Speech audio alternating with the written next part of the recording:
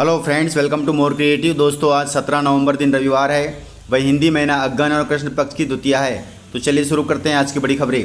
यदि आपको खबरें पसंद आए तो वीडियो को लाइक जरूर करिएगा और आप हमें प्रदेश के किस जिले से देख रहे हैं कमेंट बॉक्स में जरूर बताइएगा।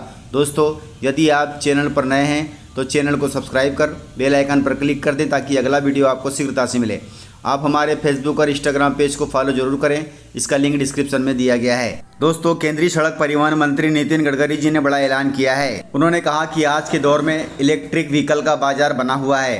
पेट्रोल डीजल की बढ़ती कीमत और पॉल्यूशन की वजह से इलेक्ट्रिक व्हीकल का क्रेज तेजी से बढ़ रहा है, लेकिन एक समस्या है कि इलेक्ट्रिक व्हीकल की महंगी कीमत के कारण लोग इन्हें चाहकर भी नहीं खरीद पा रहे हैं। इन सबके बीच नितिन गडकरी जी ने बड़ा बयान दिया है जिसे सुनकर आप भी गदगद हो जाएंगे। नितिन गडकरी जी ने 1 नवंबर को एक कार्यक्रम के दौरान कहा कि इलेक्ट्रिक गाड़ियां अगले साल से पेट्रोल गाड़ियों की तरह सस्ती हो जाएगी। इसमें ज़्यादा समय भी नहीं लगेगा। नितिन गडकरी जी ने कहा कि पूरे देश में इलेक्ट्रिक वाहन चलाने को लेकर सरकार इस पर तेजी से काम कर रही है।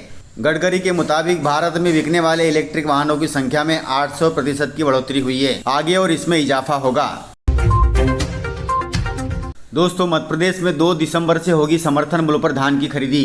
पिछले साल की कमियों और अनियमितताओं से सबक लेते हुए राज्य सरकार आगामी 2 दिसंबर से धान की खरीदी शुरू करने जा रही है। धान उपार्जन के दौरान किसी भी गड़बड़ी को रोकने के लिए शासन स्तर पर स्पष्ट निर्देश जारी किए गए हैं। किसानों से समर्थन मूल्य पर धान की खरीदी के लिए केंद्रों का निर्धारण भी किया जा रहा है। वहीं खरीदी का जिम्मा सोसाइटियों के जिम्मे होगा। जिलों में केंद्रों के अलावा गोदाम स्तर पर भी खरीदी की जाएगी। इस बार किसानों को 2300 रुपये समर्थन मूल्य पर धान की खरीदी की जाएगी और यह 20 जनवरी तक चलेगी। दोस्तों, प्रधानमंत्री मोदी ने बड़ा ऐलान किया है। ऐलान के तहत उन्होंने कहा कि सोयाबीन का MSP रेट 6000 रुपये किया जाएगा। प्रधानमंत्री ने एक चुनावी सभा में बोलते हुए कहा कि उनकी सरकार ने सोयाबीन की MSP को 6000 रुपये करने का वादा किया है।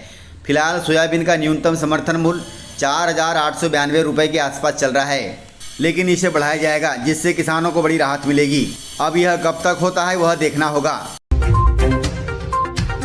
दोस्तों, मध्य प्रदेश में बंद होगी 35,000 से अधिक लोगों की सामाजिक सुरक्षा पेंशन। राजधानी भोपाल में सामाजिक सुरक्षा के तहत आने वाली वृद्धावस्था, विधवा और विकलांगता जैसी 12 पेंशन योजनाओं के 34,662 लाभार्थियों की पेंशन बंद करने की तैयारी है।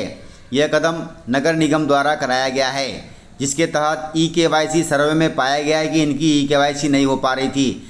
इसलिए इन लोगों को वर्तमान में सामाजिक सुरक्षा पेंशन का लाभ नहीं दिया जाएगा। भोपाल में सामाजिक सुरक्षा के तहत कुल 84,812 हितग्राही विभिन्न योजनाओं के तहत पेंशन पा रहे हैं, जबकि इनकी eKYC नगर निगम के माध्यम से कराई गई तो केवल 50,150 लोगों के ही eKYC पूरी हो सकी।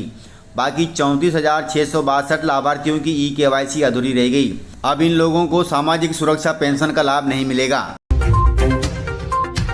दोस्तों, प्रदेश में किसानों को खाद की किल्लत भारी है। खाद की किल्लत के बीच डिप्टी सीएम ने किसानों को सलाह दी है। डिप्टी सीएम राजेंद्र शुक्ला ने कहा कि NPK उर्वरक DAP की तरह ही फसलों के लिए उपयोगी है। उन्होंने किसानों से अपील की है कि वे DAP के पीछे परेशान न हो, NPK का उपयोग करें, क्योंकि सरकार के पास इसकी पर्याप्त मात्रा है और डबल लाख केंद्रों से इसे लिया भी जा सकता है।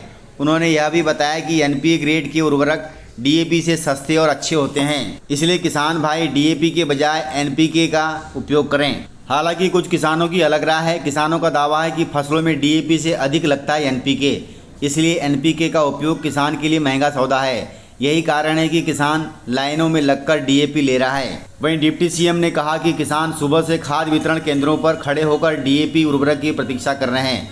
सरकार समस्या का समाधान करने में जुटी है। उन्होंने आश्वासन दिया है कि 1-2 दिन में DAP की नई खेप आने वाली है, जिससे किसानों को DAP मिल जाएगा। दोस्तों, मुख्यमंत्री मोहन यादव की विदेश यात्रा को लेकर बीजेपी और कांग्रेस आमने सामने हो गई है। प्रदेश कांग्रेस अध्यक्ष जीतू पटवारी ने कहा कि रीजनल इंडस्ट्री कॉन्क्लेव की असफलता से मुख्यमंत्री मोहन यादव का मन नहीं भरा, तो अब मोहन भैया विदेशी निवेशकों को न्योता देने इंग्लैंड और जर्मनी जाने की तैयारी कर रहे हैं। वहीं इस पर पलटवार करते हुए बीजेपी मीडिया प्रभारी आशीष अग्रवाल ने कहा कि मध्य प्रदेश का भला कांग्रेसियों को पछता नहीं, इसलिए वे उल्टी पुल्टी बयानबाजी करते हैं। दोस्तों, आपको बता दें कि मुख्यमंत्री बनने के बाद डॉक्टर मोहन यादव अपनी पहली विदेश यात्रा पर 24 से 30 नवंबर तक ब्रिटेन और जर्मनी के दौरे पर जा रहे हैं। यह यात्रा प्रदेश में आर्थिक विकास और औद्योगिक निवेश को बढ़ावा देने के उद्देश्य से की जा रही है।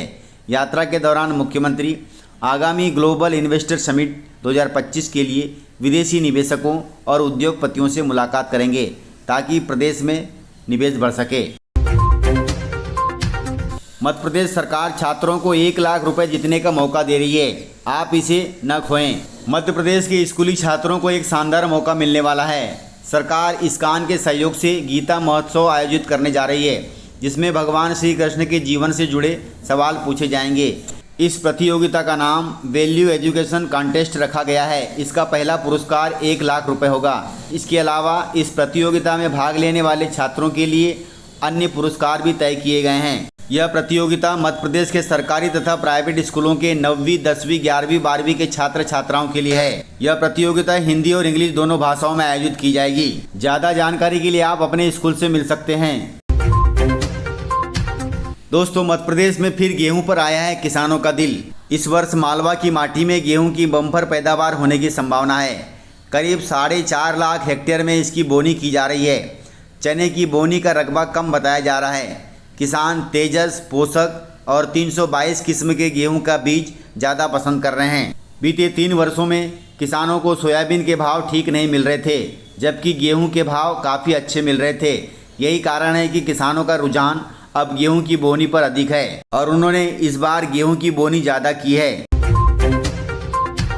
दोस्तों, मध्य प्रदेश में नशे के कारोबार का भंडाफोड़ हुआ है। दोस्तों, राजधानी भोपाल के खजूरी सड़क इलाके में पकड़ी गई 8 करोड़ रुपए कीमत की 8.5 किलो चरस नेपाल बॉर्डर से लाई गई थी और तस्कर इसे भोपाल, इंदौर और राजगढ़ में खपाने की तैयारी में थे।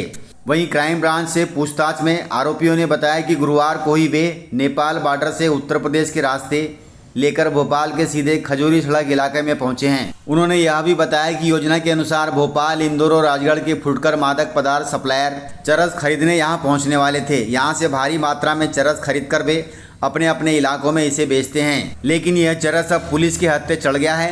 वहीं आरोपियों से पूछताछ जारी है।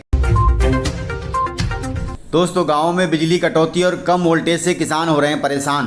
प्रदेश की राजधानी भोपाल से खबर है।